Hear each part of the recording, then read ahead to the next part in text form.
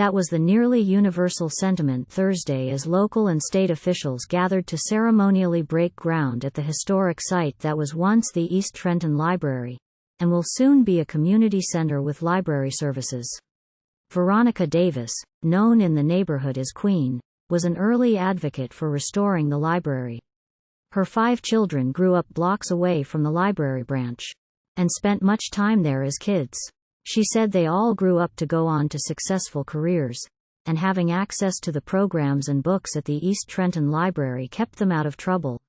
East Trenton, Davis said, enthusiastically about the restoration project. You have to start somewhere, so we're here and the rest of them will follow. Just like we do with other programs in the community. This building is going to change lives, North Ward Councilwoman Jennifer Williams said. The phoenix is definitely rising, and it's starting with projects like this.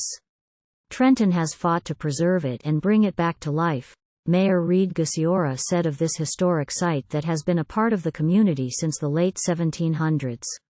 There may be some ghosts in there, but hopefully, they're going to help the children with their after-school programs. The East Trenton Library Community Center is expected to open in mid-2024, but could be ready to go earlier, if all the pieces fall into place. The community center isn't going to be part of the Trenton Public Library system, but will offer library services like computer access, printing, and other technology. The center will also offer programs and services for children and adults alike.